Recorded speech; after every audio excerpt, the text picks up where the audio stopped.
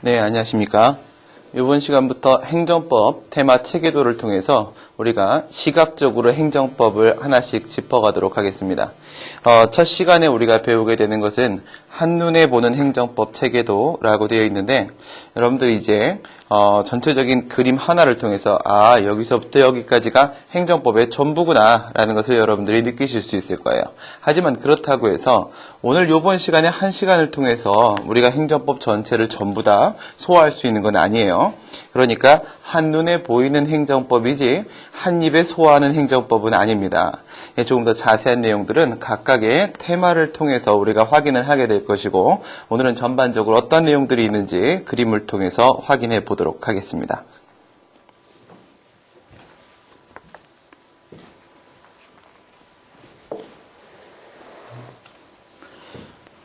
맨 위에 보시게 되면은 한눈에 보이는 행정법, 도회식 행정법 체계도라고 되어 있습니다. 지금 보시다시피 이 한 페이지에 그림이 그려져 있는 내용이 여러분들이 행정법 총론을 통해서 배우게 되는 내용의 전부죠.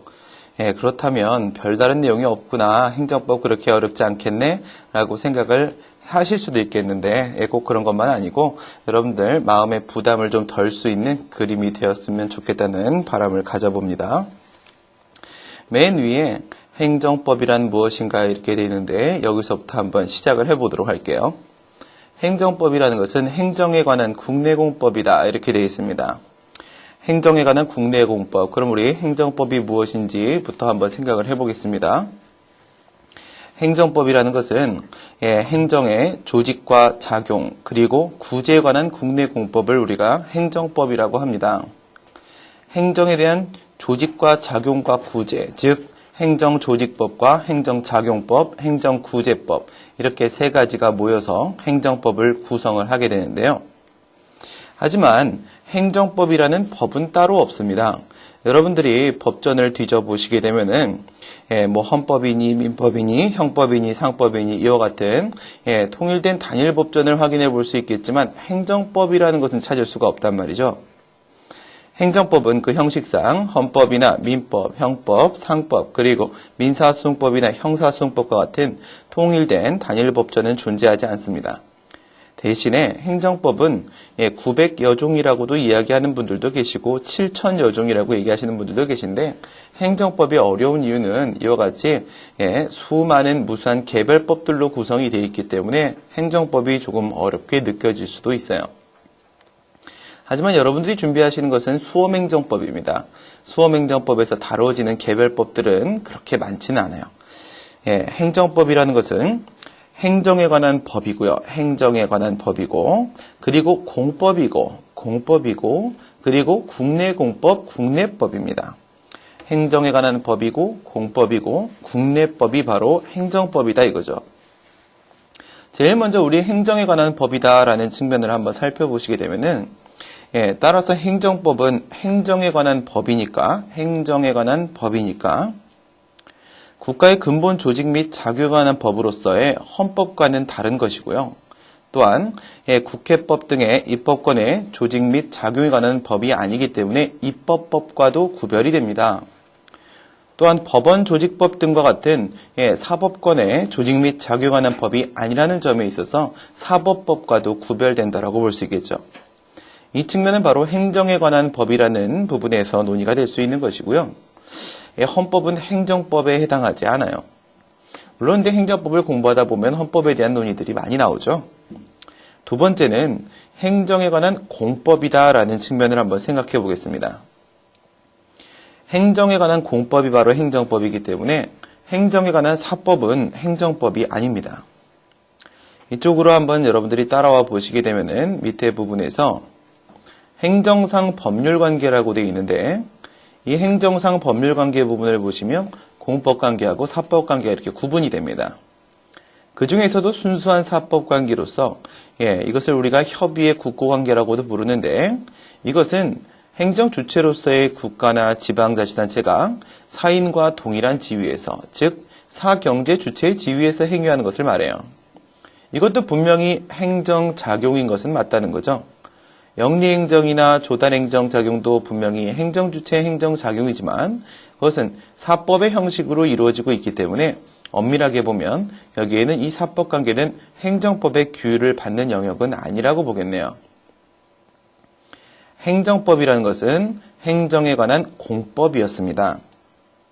따라서 행정주체가 사경제 주체, 재산권의 주체로서 행위하는 그와 같은 사경제작용은 행정법의 규율 대상이 아니었고요. 마지막으로 행정에 관한 국내법, 국내법인 측면을 한번 보도록 할게요. 행정법은 국내법을 말하는 겁니다. 그렇기 때문에 국제법은 원칙적으로 행정법에서 제외가 됩니다. 하지만 우리 헌법은 헌법 제6조 1항에서 헌법에 의해서 체결 공포된 조약과 일반적으로 승인된 국제법규는 국내법과 같은 효력을 가진다라고 규정을 하고 있기 때문에 여기에 해당하는 국제조약이나 국제법규의 경우에 있어서는 국내법의 일부를 구성한다는 점에서 그 내용이 행정에 관한 것이라고 한다면 행정법 안에 포함된다라고도 볼 수 있어요. 대표적인 것이 바로 한미상호 방위조약인데요. 한미상호 방위조약에 따르게 되면은 미군이나 아니면 미군 부대에서 근무하는 사람들이 위법한 행위를 해서 국민에게 손해를 끼치게 된다면 그때는 국가를, 우리나라 국가, 대한민국을 상대로 국가배상 청구를 하도록 되어 있습니다. 행정법의 체계는 크게 행정조직법과 행정작용법 그리고 행정구제법으로 구성이 된다고 했죠.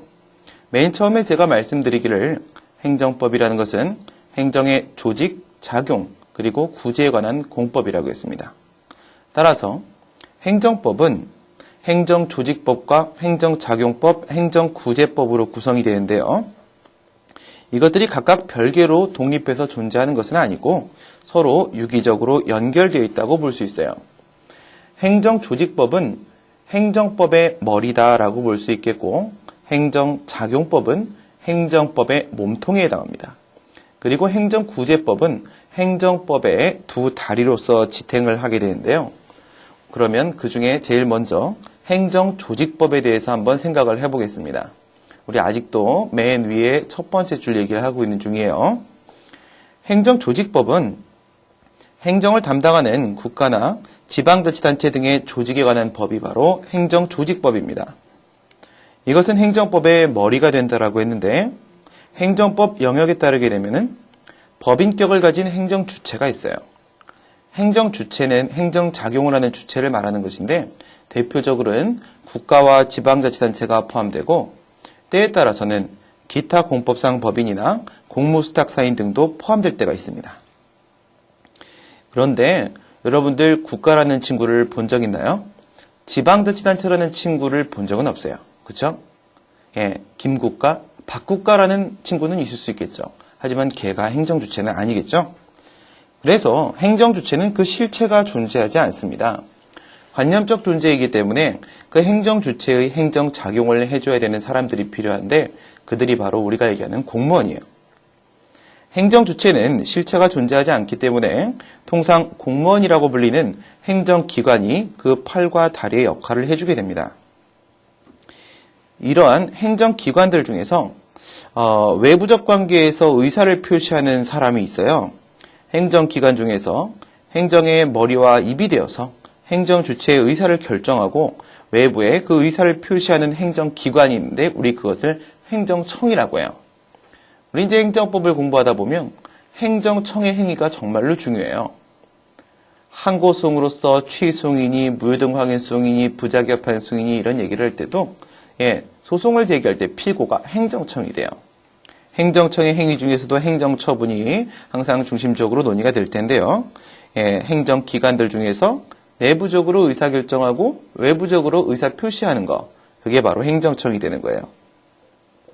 행정조직법이라는 것은 이와 같이 행정주체하고 행정기관, 행정청에 대해서 살펴보고 그와 같은 행정기관들 간에 있어서 권한의 배분과 이전에 대해서 살펴보는 것이 바로 행정조직법이에요. 행정기관에 권한이 이전된다는 것은 나중에 배워보시면 권한위임이라는 게 있습니다. 이와 같이 행정조직법에 대해서 살펴봤고 이제 그 다음으로는 행정법의 몸통이 되는 행정작용법에 대해서 한번 생각을 해보도록 하겠습니다. 두 번째 행정작용법이라는 것은 행정주체가 행정기관을 통해서 행하는 행정작용에 관한 법을 말하는 거예요. 행정작용에 관해서 규율하고 있는 법이 바로 행정작용법이 되는 건데 이것은 이제 행정법의 몸통이 된다고 했습니다. 행정 주체로서의 국가는 약 100만 명의 공무원들이 행정기관의 지위에서 매일같이 여러 가지 일을 합니다. 이와 같이 여러 가지 일을 하는데 특히 중요한 것은 이 행정 주체가 외부적 관계에서 국민을 상대로 해서 하는 행정작용이 중요하게 논의가 되고요. 이러한 행정작용에 대해서 규율을 하는 법이 바로 행정작용법이 되는 것이죠. 그 중에서도 아까 밑에서 우리 봤던 것처럼 행정상 법률관계에는 공법관계하고 사법관계가 있는데 그 중에서도 여기에는 이 권력적 공법관계, 이 권력적 공법관계 하에서 행해지는 이 행정처분이 이게 가장 중요하게 논의가 되는 부분이 되고요. 이 행정처분은 나중에 행정행위라는 학문상의 개념과 우리가 비교를 하게 되는데 그 행정행위 외의 행정작용들로서 그 외에도 여러 가지 행정입법, 행정절차, 행정계획, 부관, 행정지도, 행정조사, 확약, 단계적 행정결정, 의무이행 확보수단, 정보공개 등의 논의가 추가로 논의가 돼요.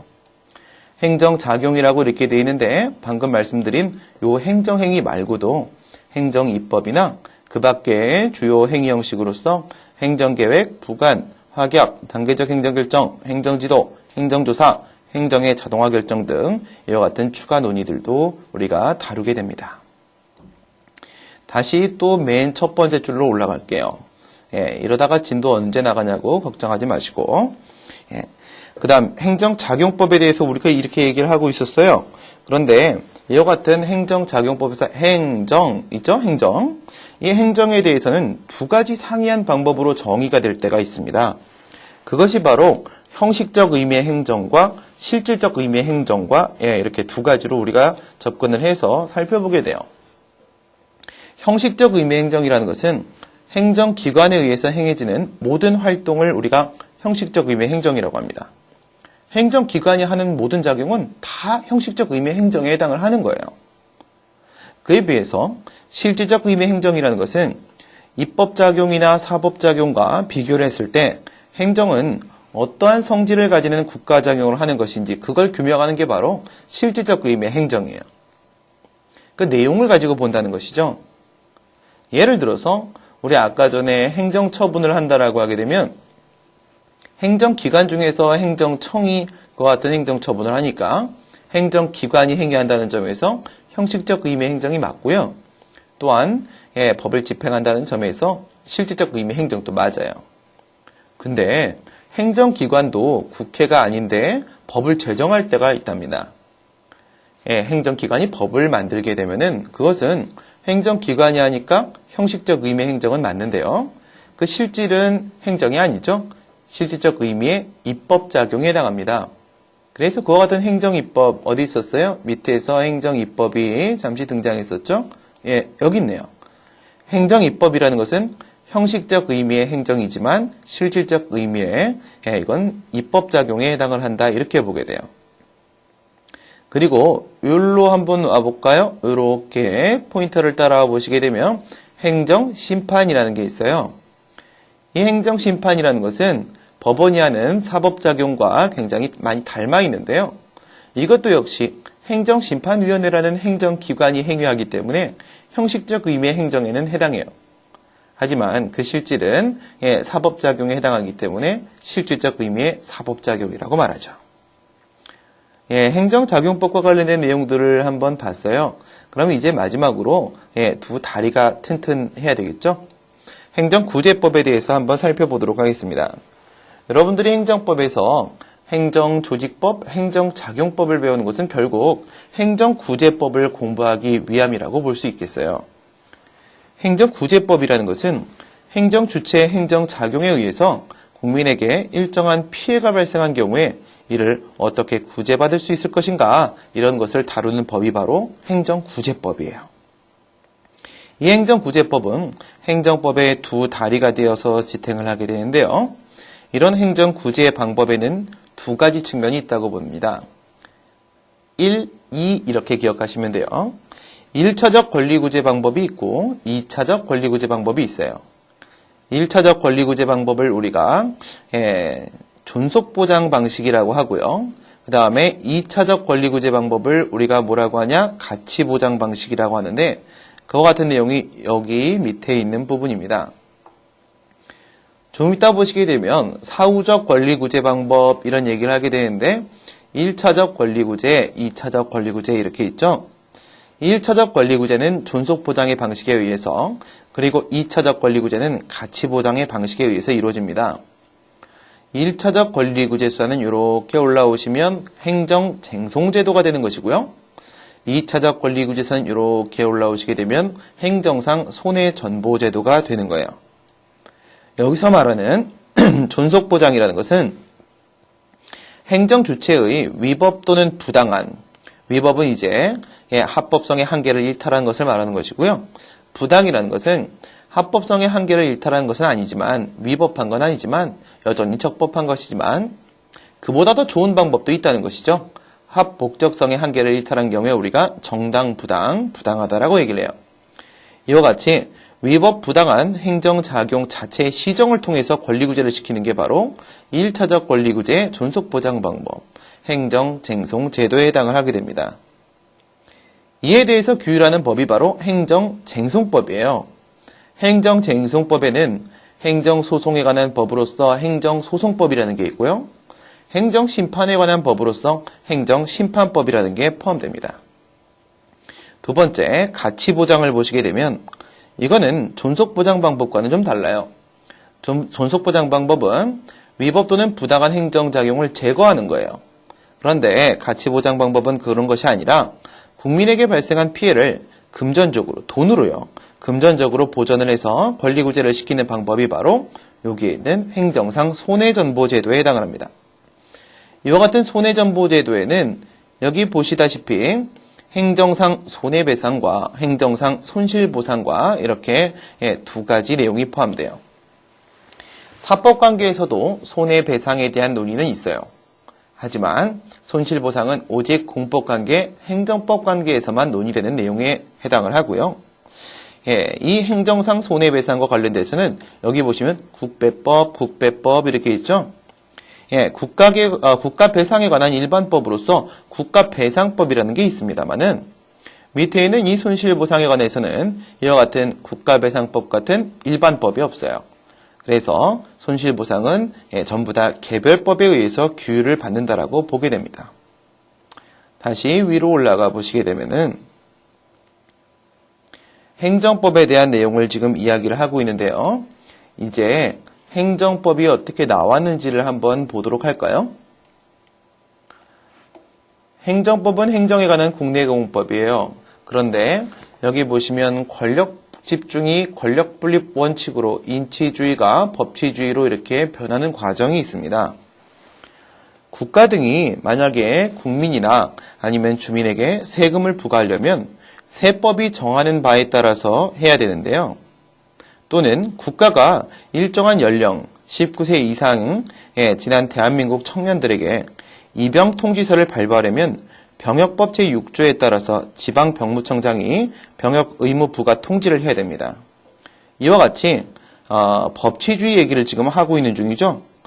국가 권력의 행사는 법에 따라서 행사가 되어야 하는데 이러한 국가를 법치주의의 지배를 받는 법치국가라고 말을 합니다. 과거에는 이랬어요. 절대군주. 과거에는 절대 권력을 가지고 있는, 전제 권력을 가지고 있는 군주가 법에 의한 통제를 받지 않고 제한받지 않는 무소불위의 권력을 가지고 있었습니다. 그 당시를 우리가 인치주의라고 말을 하는 거예요. 인치주의는 바로 사람에 의해서 지배되는 것을 말하는 것인데요. 사람에 의한 지배를 인치주의라고 합니다. 이러한 인치주의 하에서는 국민은 자기의 재산과 자유가 군주의 무제한적인 권력 앞에 그대로 노출되어 버리기 때문에 예측 불가능한 불안정한 지위에 놓였었겠죠. 여러분들이 사극을 보시게 되면 왕이 뭐예요? 법도 만들고 그리고 권력도 집행하고 또 재판도 자기가 해요. 그게 바로 절대군주 인치주의 시대였던 거죠. 그런데 시민혁명 이후에 이와 같은 집중되어 있던 권력이 입법, 행정, 사법에 집중되어 있던 권력이 분립되기 시작해요. 그게 바로 여기에 있는 권력분립 원칙입니다. 권력분립이라는 것은 국민의 권리 보호를 위해서 군주에게 온전히 집중되어 있던 권한을 분산시키고 자의적인 권한 행사와 권력의 남용을 막기 위한 제도가 바로 권력분립 원칙 제도에 해당을 해요. 권력분립 이론이라는 것은 일반적으로 입법부, 행정부, 사법부를 분리시켜갖고 서로 견제토록 삼권 분립의 형태로서 설명이 되는데요. 이러한 권력분립 원칙을 산발이의 튼튼한 다리로 삼아서 인정되는 것이 바로 법치주의입니다. 입법과 행정과 사법, 입법과 행정과 사법 이렇게 삼권이 분립되고 나면 이 입법부 의회에 의해서 제정된 법률에 의한 지배를 받게 되기 때문에 권력분립 원칙이 존재한다는 것을 바탕으로 해서 법치주의 논의가 가능하게 되는 것이죠. 법치주의라는 것은 무엇일까요? 인치주의라는 것은 사람에 의한 지배를 말한다고 했어요. 그럼 법치주의라는 것은요? 이건 다스릴 지자죠? 그렇다면은 법에 의한 지배를 우리가 법치주의라고 말하는 거죠. 즉, 행정의 중심에 법률이 등장하게 된 겁니다. 법치행정의 원칙, 이렇게 돼 있어요. 그 행정 영역에 법률이 적용이 되고 그 행정의 중심에 법률이 등장을 하게 돼요. 인치주의가 물러나고 법치주의가 도입이 되면서 군주를 필두로 하는 행정부는 입법부가 제정한 법률에 의해서 그 권력 행사에 이렇게 제한을 받게 돼요. 입법부가 제정한 법률에 의해서 행정부의 권력 행사가 제한을 받게 되고요. 이러한 행정권의 행사는 다시금 사법부에 의해서 심사를 받게 되는데 이것을 우리가 사법통제라고 하는 거예요. 행정부가 이제 마음대로 권력 행사를 못하게 되죠. 사전적으로는 제정된 법률에 의해서 지배를 받고 사후적으로는 사법통제를 통해서 다시 심사를 받게 돼요. 이와 같은 법치주의를 통해서 국민의 재산과 자유의 보호가 가능하게 되었고 그 국가 권력의 발동에 대해서 사전적인 예측이 가능하게 된 거죠. 이러한 법치주의 원칙은 두 가지 측면에서 논의가 될 수 있는데 첫 번째는 법적 안정성의 원칙이고요. 그 다음 두 번째는 바로 법률 적합성 원칙에 해당합니다. 법치주의 원칙이라는 것은 국가 권력의 발동이 법에 따라 행해져야 된다는 국가 운영의 원리를 말하는 것인데 이것은 특히나 이 법률 적합성 원칙의 측면에서 중요한 의미를 가지고 있어요. 이 법치주의 원칙은 밑에 있는 입법, 행정, 사법에 공히 적용되는 것이 맞겠죠. 하지만 그 중에서도 특히나 행정의 영역에 적용되는 법치주의 원칙을 우리가 법치행정의 원칙이다 이렇게 말해요. 법치주의 원칙 중에서 법률 적합성 원칙이 매우 중요하게 다뤄지고 그것이 행정 영역에 적용되면 우리가 그것을 법치행정의 원칙이구나 이렇게 말을 하게 된다는 것이죠. 이와 같은 법치행정의 원칙은 동그라미 1번, 동그라미 2번 이렇게 두 가지가 있죠. 법치행정의 원칙은 행정에 대한 법의 지배, 즉 행정권의 발동은 법의 지배 하에서만 이루어져야 한다라는 행정에 관한 법의 지배의 내용을 포함하고 있고 두 번째, 행정구제제도의 확립. 행정권에 의해서 국민의 권익 침해가 발생하는 경우에는 법에 따른 권리구제 가능성이 확보되어야 된다는 법 원칙이 바로 행정구제제도의 확립의 내용으로서의 법치행정의 원칙에 해당을 해요. 그러니까 행정작용은 법에 위반되면 안 되는 것이고요. 또한 만약에 법에 위반돼서 국민의 권익을 침해하게 된다면 그에 따른 권리구제제도가 또한 법률에 마련되어 있어야 된다는 것이 법치행정의 원칙에 해당하는 것이죠. 그 밑에 그림을 보시게 되면은 입법, 행정, 사법 이렇게 되어 있는데 의회가 만든 법률에 행정권의 발동이 지배를 받는다라고 해서 행정에 관한 법의 지배 이렇게 화살표를 당겨서 여기다 연결을 시켜놔 보세요. 이것도 역시 법치행정의 원칙의 내용 중에 하나고요.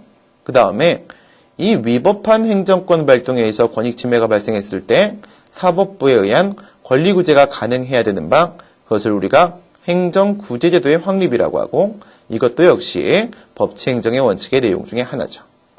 여기 있는 것은 우리 아까 얘기했던 행정의 의미를 형식적 의미의 행정과 실질적 의미의 행정, 이걸 나눴던 방식이고요. 여러분들이 행정법을 공부하시다가 보게 되면은 형식적 의미의 행정이면서 실질적 의미의 행정인 것, 행정처분에 대해서도 배우게 되지만은 형식적 의미의 행정이면서 실질적 의미의 입법작용으로서 행정 입법작용에 대해서도 배우게 되고, 형식적 의미의 행정이면서 실질적 의미의 사법작용에 해당하는 행정심판제도에 대해서도 중요하게 다뤄지게 됩니다. 그러면 이제 다시 한번 올라가 보시게 되면 법치행정의 원칙에 대한 얘기를 하고 있었어요. 법치행정의 원칙은 과연 어떤 내용들로 구성이 될까요? 이 법치행정의 원칙은 이 세 가지 내용으로 구성된다라고 체계화시킨 게 바로 행정법의 아빠예요. 행정법의 아빠는 오토마이어라는 아빠가 있어요. 오토마이어를 찾아가고 법치행정의 원칙은 뭔가요? 라고 했더니 그것은 말이야 법률의 법규창조력과 법률유보 원칙, 법률 우연칙을 말하는 것이지, 이렇게 설명을 해줬었답니다. 여기에 있는 법률의 법규창조력이라는 것은 대외적 관계에서 국민의 권리 의무에 대해서 일반적인 규율을 할 수 있는 규범으로서의 법규라는 것은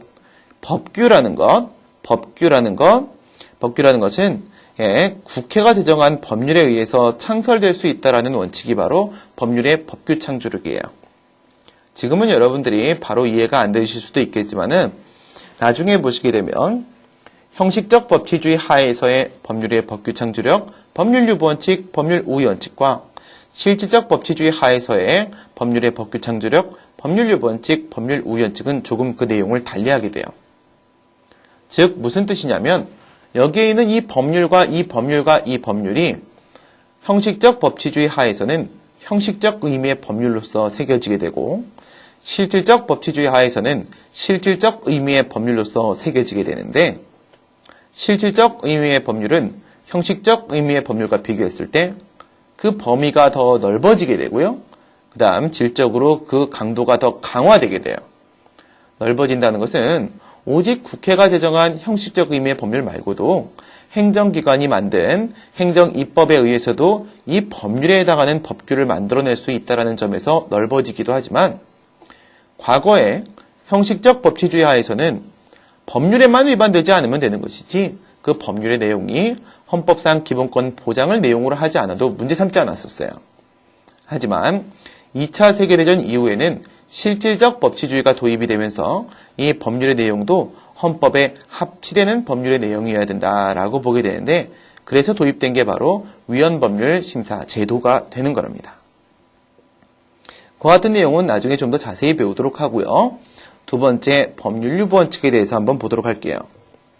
법률유보 원칙이라는 것은 일정한 행정권의 발동은 법률에 근거를 두어야 된다는 거예요. 무슨 말이냐면 유보라는 것은요, 맡긴다라는 뜻입니다. 맡긴다. 법률에 맡긴다 이거죠. 반대로 생각을 하시게 되면은 행정유보 영역이라는 것도 있어요.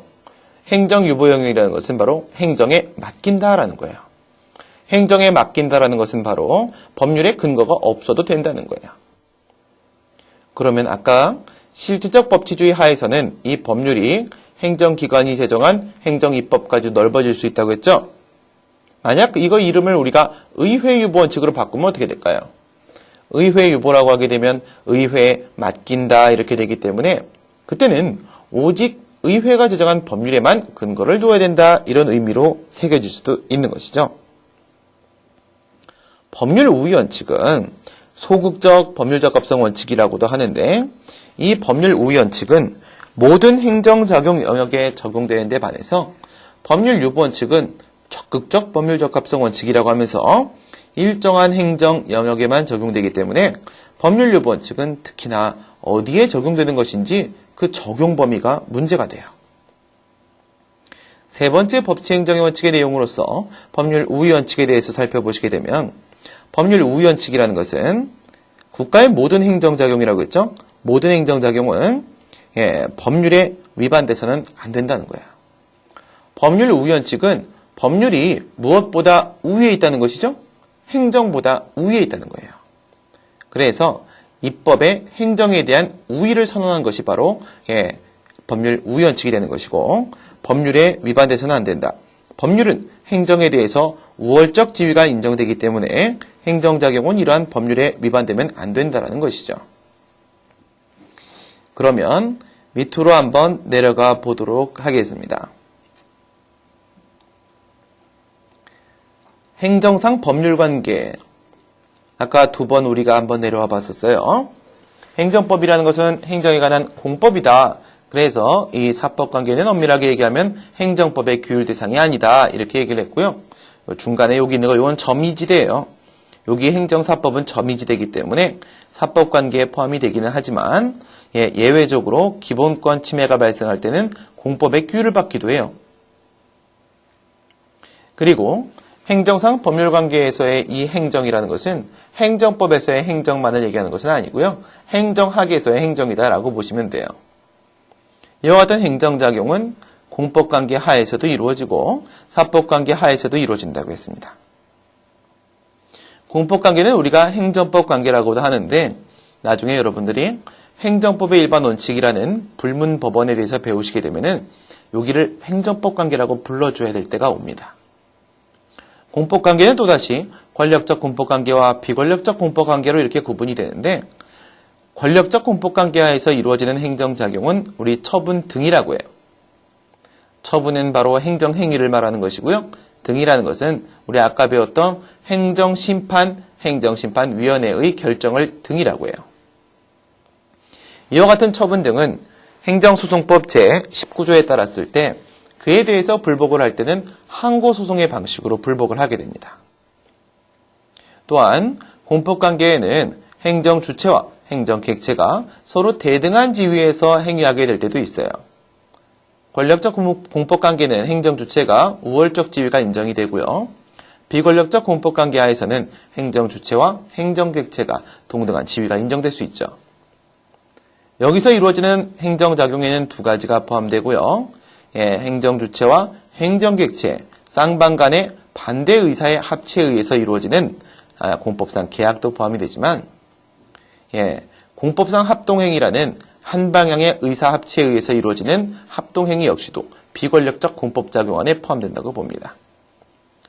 여기에 대해서 다투는 방법은 항고소송이 아니라 법률관계의 쌍방 당사자 간에 다툰다라고 해서 당사자끼리 다투는구나, 당사자 소송이다 이렇게 말을 하게 돼요. 밑에 행정사법관계는 공기업 경영관계를 특히나 중요하게 다루게 되는데 이와 같은 행정사법관계나 영리행정, 조달행정과 같은 순수한 사법작용은 사법이 적용된다는 점에 있어서 그에 대한 불복도 민사소송의 방식에 의하게 됩니다. 그러면 이 공법관계 하에서 이루어지는 행정작용들, 여기를 우리가 행정법의 규율 대상으로 삼을 거니까요. 여기서 어떤 행정작용들이 이루어지는지 조금 더 자세히 한번 보도록 할까요? 제일 먼저 나오고 있는 게 바로 행정입법이네요. 교과서에 따라서 조금씩 차이가 있긴 합니다만은 제일 먼저 행정행위를 막 설명을 하고 나서 행정행위 외의 행정작용이다 라고 하여 밑에 있는 이 친구들과 함께 행정입법을 한 번에 다루기도 하지만 보통의 교과서는 행정입법에 대한 내용을 행정작용법 맨 처음에서 다루고 나서 행정행위에 대해서 논의를 하고 그 다음 그 밖의 주요 행위 형식으로서 이와 같은 나머지 행정작용들에 대해서 살펴보게 되니까 행정입법에 대해서 한번 먼저 살펴보도록 할게요. 행정입법은 아까 제가 뭐라고 말씀드렸죠? 이것은 행정기관이 제정하는 것이기 때문에 형식적 의미의 행정은 맞지만 실질적 의미의 입법작용이라고 했습니다. 행정입법이라는 것은 행정기관이 일반적 추상적 규범을 정립하는 작용, 그리고 그에 따라 정립된 규범을 우리가 행정입법이라고 하고요. 이와 같은 행정입법을 하는 행정기관에는 두 가지가 있는데 하나는 바로 국가기관, 그리고 지방자치단체의 행정기관이 있습니다. 그 국가기관에 의해서 행정입법이 되면 우리가 그것을 명령이다라고 말을 하게 되고요.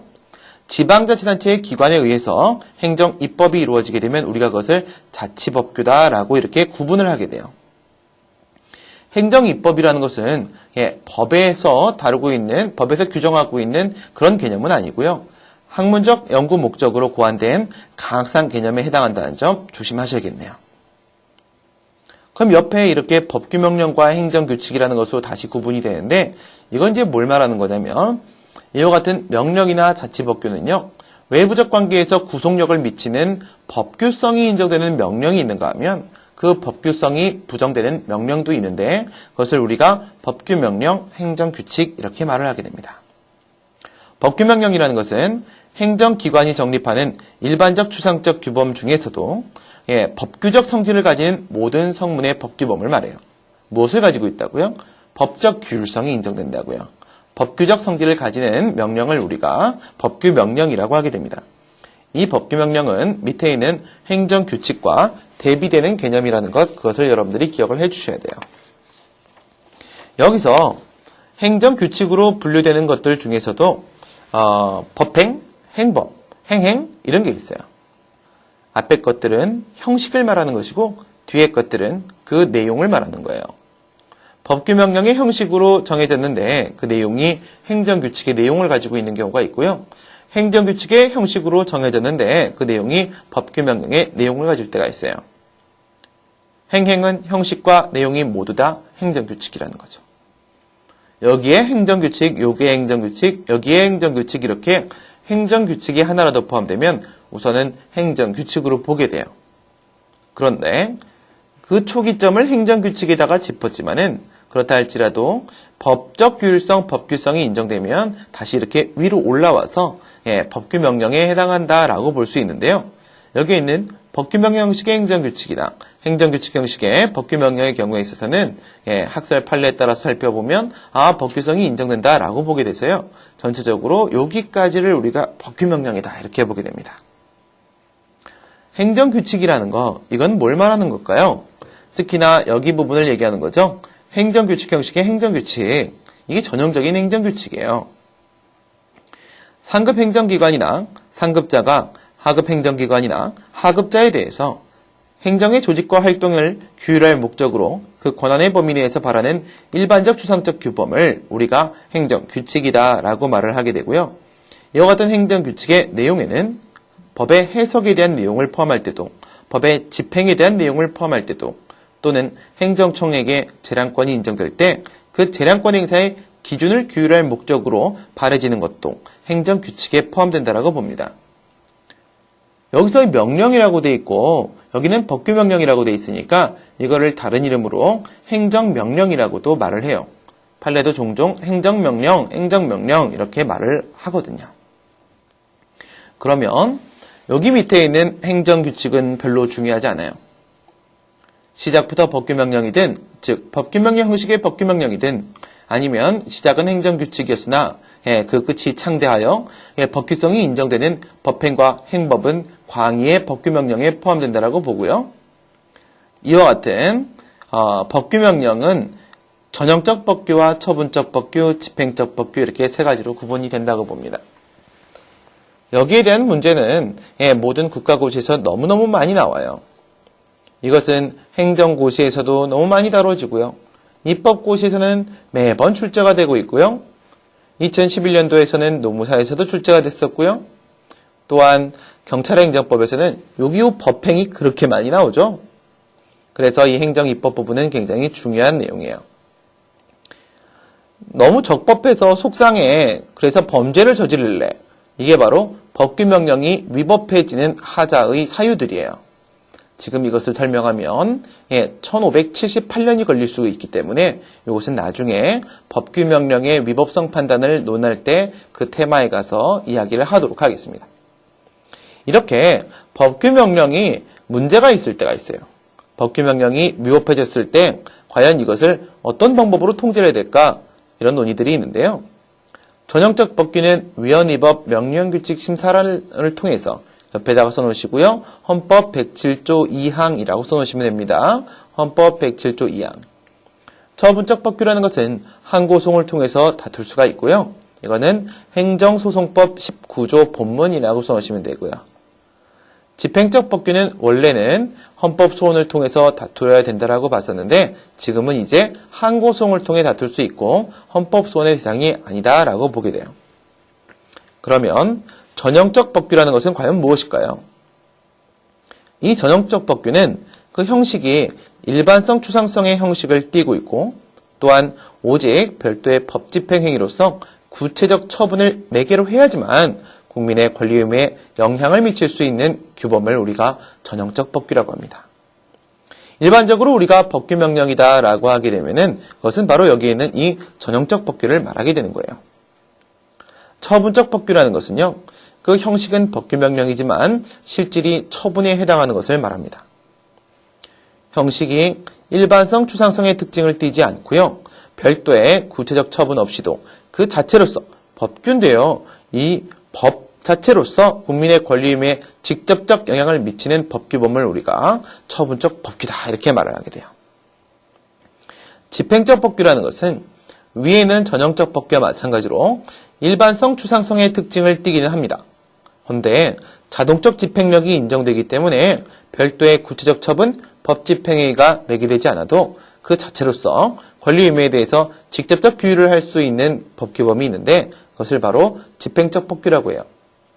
예를 들어서 문화관광부령에서 일정한 장소, 예를 들어 당구장업소에 미성년자는 출입할 수 없다 이렇게 규정을 두고 있다라고 하면은 미성년자는 그 문화관광부령만 가지고도요 당구장에 출입하면 안 돼요. 별도의 구체적 처분, 법 집행행위가 매개되지 않았죠.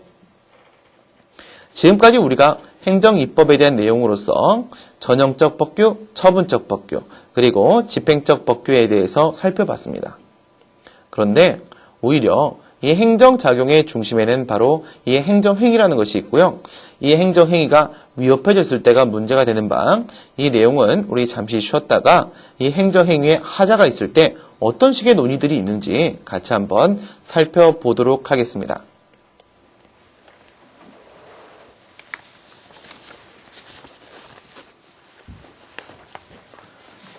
첫 시간인데 여러분들이 조금 어렵게 느끼실 수도 있었다고 생각이 듭니다. 그런데 행정법에 대한 내용들이 어떤 것들이 있는지 오늘은 욕심 부리지 말고 이런 내용들이 있구나 여기까지 공부하시면 충분할 것 같아요. 잠시 쉬었다가 우리가 행정행위에 대해서 살펴보게 되는데 우리 행정법의 그 중심에는 바로 행정행위가 있어요. 아주 중요한 내용이니까 잠시 쉬었다가 우리 다시 한번 확인해 보도록 하겠습니다.